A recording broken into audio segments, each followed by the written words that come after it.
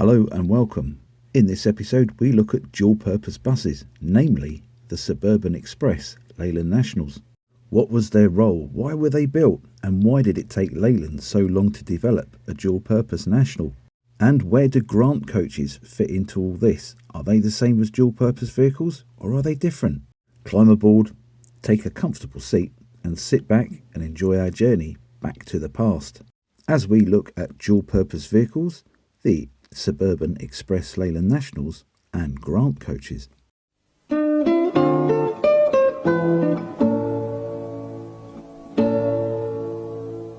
The dual-purpose bus had always been a popular thing with various operators around the country. From the outside they tended to look very much like a normal bus. Maybe they were in a slightly different livery, or they had a little bit more chrome trim. They could be single-deckers or they could be double-deckers. Most of the time though, to be fair, they were single-deckers. From a bus operator's perspective, they were incredibly versatile vehicles. They could be used on longer stage carriage work, such as limited stops or inter-urban express routes, and they were also fairly good vehicles to use on private hires as well. They could also be pushed onto medium-distance National Express duplicates and reliefs in an emergency. But in addition to all this, they would also find themselves on the more mundane, normal bus routes and contract work. The coach in bus clothing then was really the Swiss Army knife of the bus industry.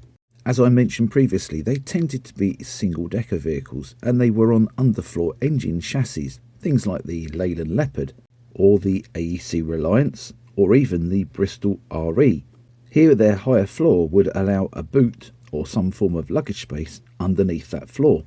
This of course being incredibly helpful if they were called up to cover something along the lines of National Express work where passengers would have luggage.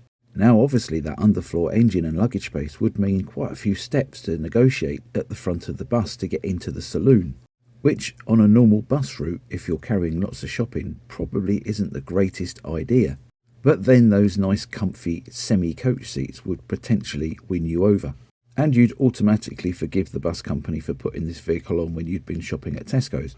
Now dual-purpose vehicles aren't to be confused with grant coaches. Grant coaches, it's strange to say, are the same but different. Let me explain that. It's the same sort of philosophy that the vehicle can be used on both bus work and coach work, but it's for a different reason. You see, way before the grant came along, companies like Midland Red would order dual-purpose vehicles for comfort and versatility. When the bus grant was announced in the late 1960s, initially it offered a 25% discount on buses that were suitable for one-man operation. In the previous video we looked at the AEC Merlins and the AEC Swifts that London Transport had, and we saw how this bus grant affected those. I'm not going to put a link into that video here as it's not totally relevant to what we're talking about today. But if you do want to watch it, just go through the Classic Bus Histories playlist and it should be the one directly after this one. Although it is 49 minutes long, so you might need to go to the loo, put the kettle on and take the dog for a walk before you settle down to watch it. Now, as I said, the bus grant initially paid 25% towards the cost of a new one-man operated bus, and this would soon increase even more. So operators were very keen to take advantage of this grant from the government. After all, it's not often you get something back from the government, is it? And this would get operators thinking that if they could adapt coaches and use them for one-man operated bus services as well, maybe out of season when the tours and the express work wasn't quite so intense, maybe the government would pick up the tab for the 25% discount. And in addition to getting new buses, they would also find themselves with a new fleet of coaches as well. And this is how the grant coach came about. And these were everywhere during the 1970s and even the early 1980s. From the outside they tended to look like a normal standard coach, but they tended to have two glider doors fitted as opposed to a plug type door like a normal coach, or a one-piece swinging in door like some of the coaches of the period had. They would obviously feature destination equipment, but then a lot of coaches tended to have that anyway. And inside there was provisions for the mounting of a ticket machine and a cash tray normally, which tended sometimes to look a little bit out of place on a coach. Examples of grant coach bodywork was built by Jupil, Plaxton, Willowbrook and Eastern Coachworks. During the summer months, these coaches would be used on all sorts of coach work, private hires, day excursions and things like that. Nothing too far though, as the coach seating on these vehicles tended not to be quite as luxurious as the true touring coaches. True touring coaches tended to have lots of legroom and reclining seats, and still do for that matter. These grant coaches tended to be a little bit more austere, and they certainly didn't have reclining seats. Well, not as far as I know, unless you know otherwise. During the quieter winter months, when all the excitement of coach work had died down, they would find themselves out on stage carriage work. And indeed, to qualify for the bus grant, they actually had to do a certain amount of time on stage carriage work. Now, offhand, I'm not sure exactly how much that was. Maybe you know, maybe you can put some details down in the comments for me.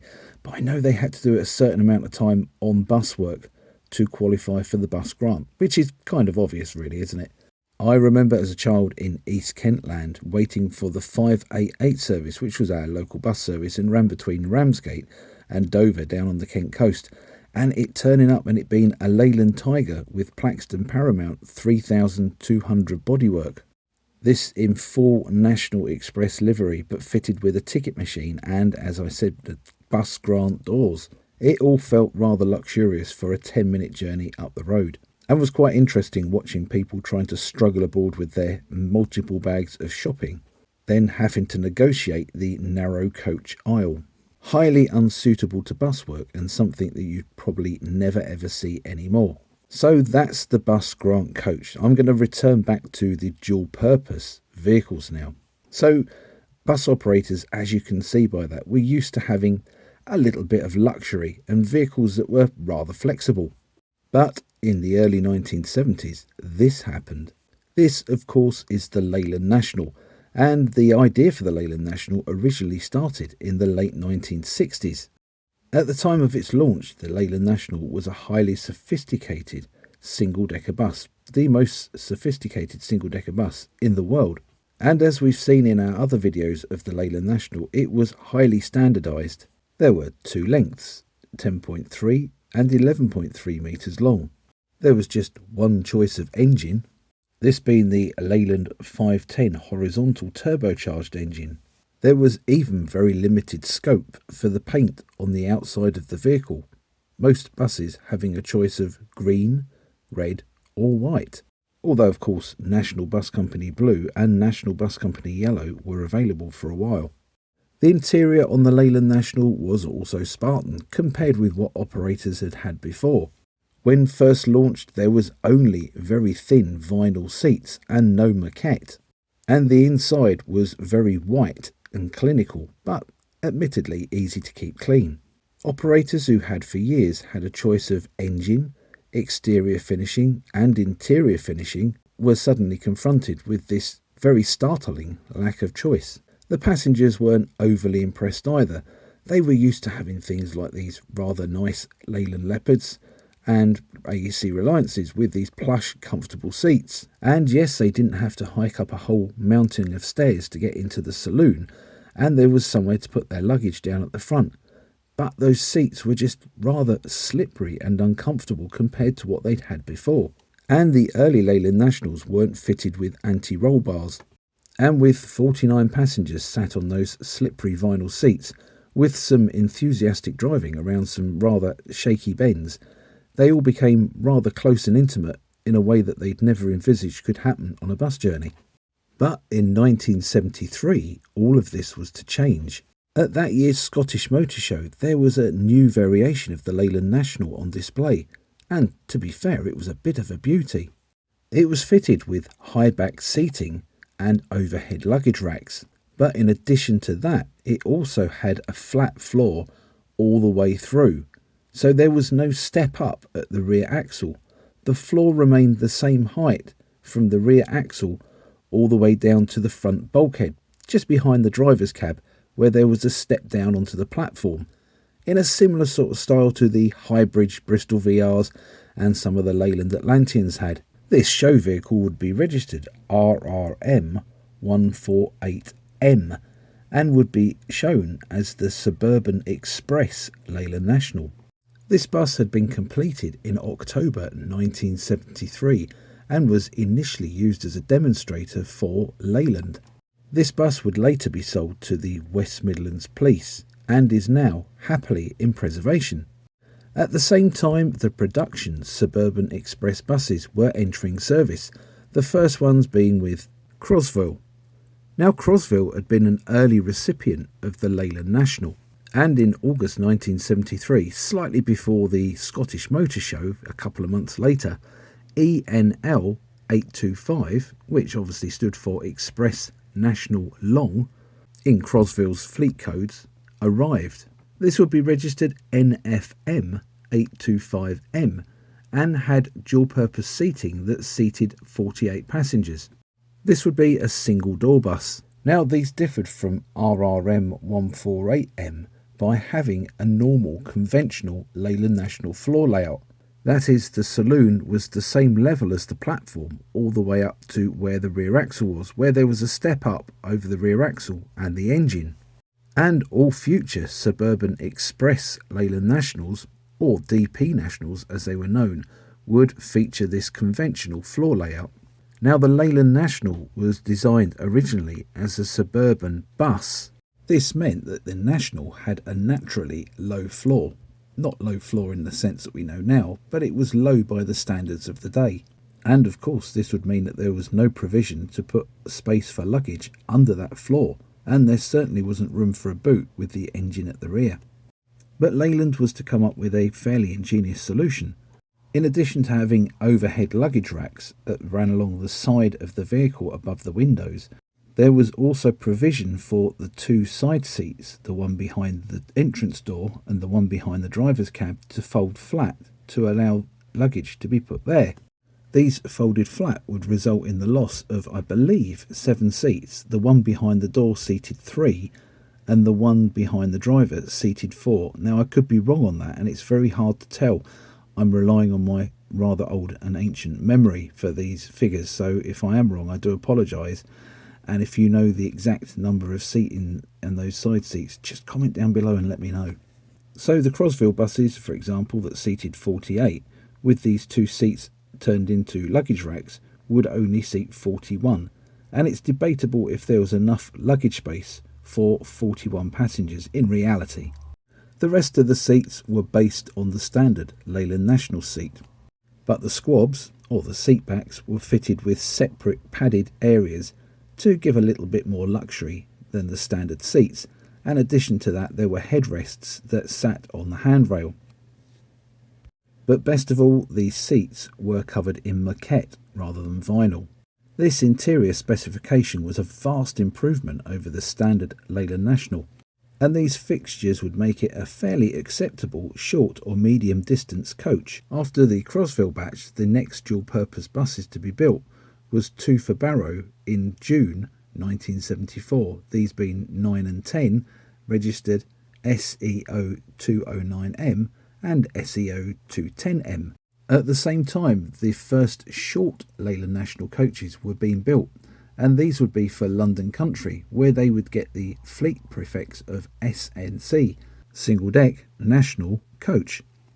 These would start to arrive in August 1974 and seated 39 passengers, the first one being WPG 216M, and these would be used on the Green Line services, which at the time had been receiving standard Leyland Nationals branded as Green Line coaches.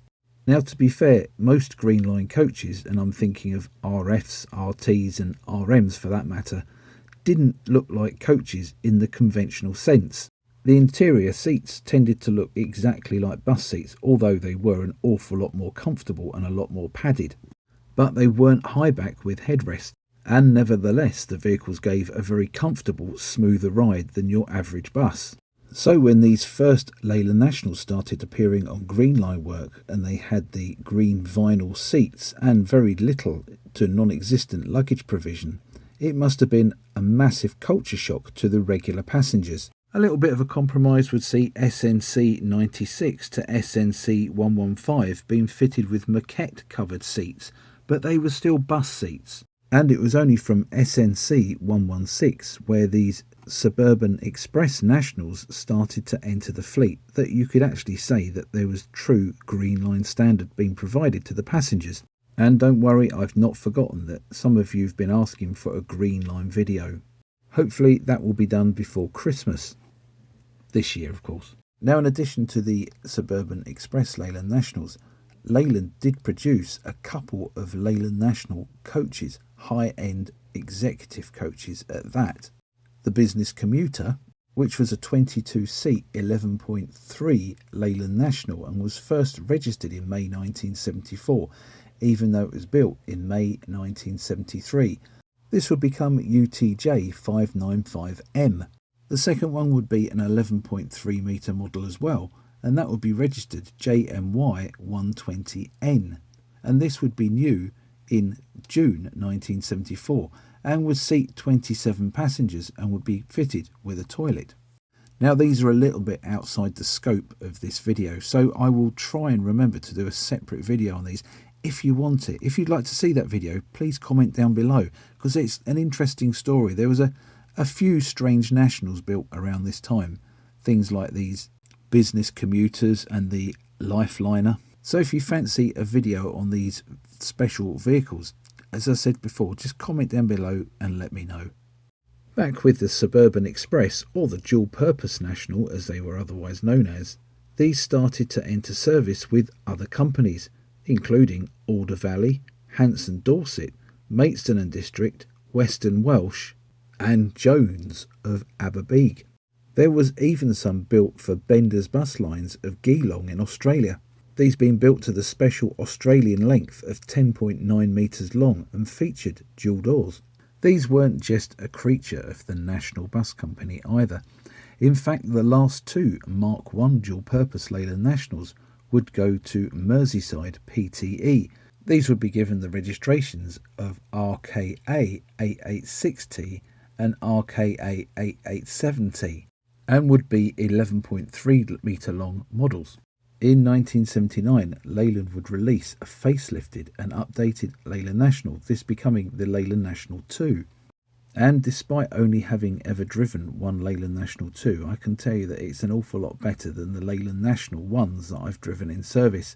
They're absolutely brilliant. It's the bus that the Leyland National should have been all along, in all fairness. The interior specification on the National 2 was a lot better than it was on the original National, with maquette now being the main covering of seats. But there was still an option for a dual-purpose seated bus to be fitted out, and the first one would appear in September 1980, and this would be for Merthyr Tydfil and would be registered JWO 232W. This would be an 11.6 metre long variant. Interestingly, this picture is meant to be JWO on display at the NEC in Birmingham in the 1980 Commercial Motor Show in the livery of Crosville. And of course, she never operated for Crosville. The dual-purpose National in Mark II form, though, was a little bit of a rarer beast than it was in Mark I form, with three 10.6 metre long ones being delivered in October 1980 for Portsmouth, some more for Merseyside in May 1981, these being 11.6 metre long versions, one for Brighton in March 1983, and again this was an 11.6 model and would become XFG 31Y. There would be three 11.6 metre variants for East Midlands, these arriving in May 1983.